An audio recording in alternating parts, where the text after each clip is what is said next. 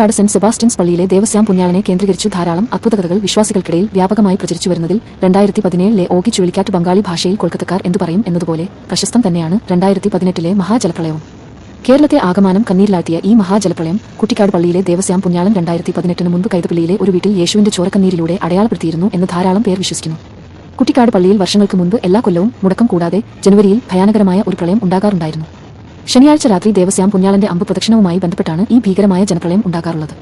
ജനുവരിയിൽ ലോകത്തെ സകലമാന വിശ്വാസികൾക്കിടയിൽ രൂപപ്പെടുന്ന അതിശക്തമായ നൂനർമതത്തിന്റെ സ്വാധീനത്തെ തുടർന്ന് സഞ്ചാരപാതകളിലൂടെ മുടക്കം കൂടാതെ ഉൾപ്പെടുകയും അതിഭീകരമായ വിധത്തിൽ കുട്ടിക്കാട് ജനപ്രളയത്തിൽ മുങ്ങിത്താഴുകയും ചെയ്യുന്നത് സർവ്വസാധാരണമായ കാര്യമായിരുന്നു.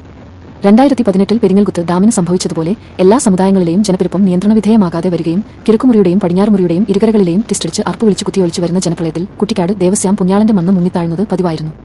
വിശ്വാസികളുടെ ഭക്തിയിൽ നിന്നും പെട്ടെന്നുള്ള ഉരുൾപൊട്ടലിനും പേമരിക്കും മണ്ണിടിച്ചിലിനും കൂമ്പാരമേഘങ്ങളുടെ സാന്നിധ്യവും മേഘസ്ഫോടനങ്ങൾക്ക് സമാനമായ ജനവികാരവുമാണ് പ്രധാന കാരണമായി പറയുന്നത്. അതുകൊണ്ട് തന്നെ ജനുവരി ആദ്യവാരത്തിൽ അലർട്ടുകൾ വന്നു തുടങ്ങും. ശനിയാഴ്ച ദേവസ്യാം പുണ്യാളന്റെ തിരുനാൾ ദിനം റെഡ് അലർട്ട് പ്രഖ്യാപിക്കപ്പെടുകയും രാത്രി 9 മണിക്ക് ശേഷം തീവ്രമാവുകയും പുലർച്ചെ 1 മണി 2 മണിയോടുകൂടി സംഹാരതാണ്ഡവമാടുകയും കുട്ടിക്കാട് ദേവസ്യാം പുണ്യാളന്റെ മണ്ണ് മുങ്ങിത്താഴുകയും ചെയ്യും. ഈ സമയങ്ങളിൽ കുട്ടിക്കാട് പള്ളിയിൽ ജാഗ്രതാ നിർദ്ദേശങ്ങൾ നൽകുകയും സുരക്ഷിതമായിരിക്കുവാനുള്ള മുൻകരുതലുകൾ നൽകുന്നതും ഒരു പരിധിവരെ കാര്യങ്ങൾ നിയന്ത്രിക്കുന്നതിന് സഹായകരമാകാറുണ്ട്. കിഴക്കിന്റെ നർബോണയിലേക്ക് കുട്ടിക്കാട് ദേവസ്യാം പുണ്യാളന്റെ മണ്ണിലേക്ക് എല്ലാ ഭക്തജനങ്ങൾക്കും സ്വാഗതം. വിളിച്ചാൽ വിളിക്കേൽക്കുന്ന കുട്ടിക്കാടിന്റെ ഇടവക മധ്യസ്ഥനും അത്ഭുത പ്രവർത്തകനുമായ വിശുദ്ധ സെബസ്ത്യാനോസ് സഹദായുടെ അമ്പുതിരുനാൾ ആശംസകൾ. ഭക്തജനങ്ങളുടെ പ്രത്യേക ശ്രദ്ധയ്ക്ക് അനാവശ്യമായ തിക്കും ഒഴിവാക്കേണ്ടതാണ്. പ്രദക്ഷിണം ഏതാനും നിമിഷങ്ങൾക്കുള്ളിൽ പള്ളി പരിസരത്ത് എത്തിച്ചേരുന്നതായിരിക്കും. പ്രദക്ഷിണ വീതിയിൽ യാതൊരു കാരണവശാലും മാർഗതടസ്സം ഉണ്ടാക്കാൻ പാടുള്ളതല്ല. പോലീസിന്റെയും വളണ്ടിയേഴ്സിന്റെ നിർദ്ദേശങ്ങൾ കർശനമായി പാലിക്കണമെന്ന് അപേക്ഷിക്കുന്നു. ഈ അറിയിപ്പുകൾ കുട്ടിക്കാട് പള്ളിയിലെ ജനപ്രളയത്തിന്റെ ഭീകരത എത്രയെന്നത് നമ്മെ ഓർമ്മിപ്പിക്കുന്നു.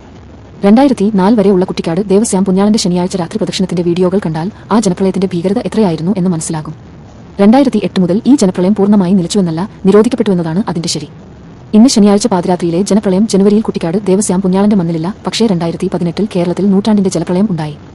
ആ ജലപ്രളയത്തിന്റെ വാട്ടർ ലെവൽ കുട്ടിക്കാട് ദേവസ്യാം പുണ്യാളൻ അതിനും വർഷങ്ങൾക്ക് മുൻപ് കൈതപ്പള്ളിയിൽ അടയാളപ്പെടുത്തിയതായി വിശ്വാസികൾ പറയുന്നു.